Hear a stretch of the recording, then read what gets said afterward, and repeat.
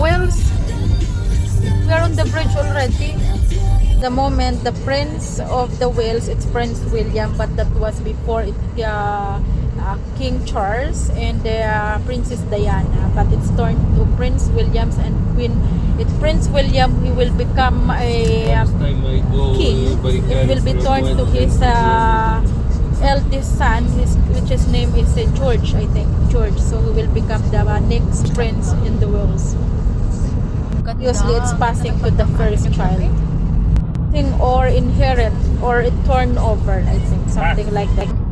So papunta na kami ngayon sa town ng Wales. Yun, mag-iikot-ikot kami dyan. Ayan. So doon na yung mga mga gusi-gusi naman kasi yan. Grass Nangangatngat cutter. sila ng walang tigil kakakain. Yan, tingnan nyo yung mga po nila. Oh. Kasi Nakakalat tumitigil sa kakain eh. Hindi ka maldita. Yan, naulan ngayon. Tingnan nyo yan dyan. Okay. Ang kanilang... Pwede ka mag-exercise dito. Ganito din tayo sa UK. Same lang. Yan, lahat ng mga equipments andi dito na outdoor equipments. So you don't need to pay na sa you don't need to pay na sa gym kasi meron na dito, libre siya. Everyone welcome.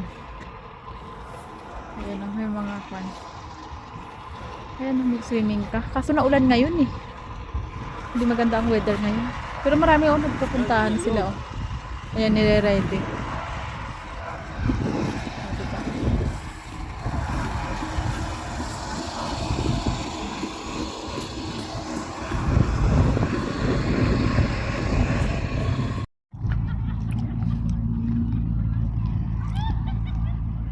Where do you like to go next? Kapag sa Pinas ka, maambunan ka lang kunti, nilalagnat ka, at saka iwas na iwas ka sa ulan, lagi ka may payo. Dito kahit maambon yan na ulan, pero hindi naman ganun kalakasan, okay lang sa akin kahit nauulanan ako. Sanay-sanay na yung sarili. Hindi na masyadong nagkakasakit, di katulad ng dati. Here, we carry on that survey. Nagkakasakit dito, ngayon medyo nasanay na yung katawan natin. Ayan, gala tayo dyan sa may kuan. Maraming mga magagandang dito, tower, mga historic place yan. Hindi kasi siya wala kasing bagyo dito, naulan-ulan siya, wala ring baha, wala ring sabing earthquake, kaya nare-reserve talaga yung kanilang mga matatagal na mga building, mga 100 years ago, 150 years ago, even 200 years ago. Hindi katulad sa Pinas kasi binabagyo, binabaha, 100 may years earthquake. ago or 150, that's very normal, common building. Right, for living.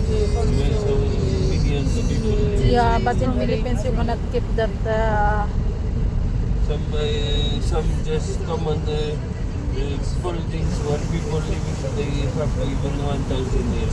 Wow, that's so amazing. How much was living in the building 1,000 years? Ayan ang ganda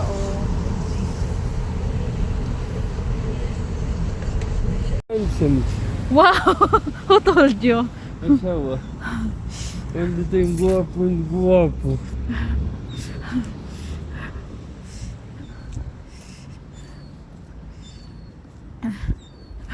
Gwapo basurero.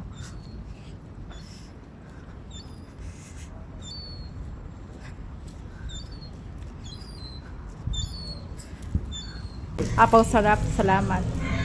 Pa-Jollibee kami. No, it is in Northampton. I think it's to move to Dublin.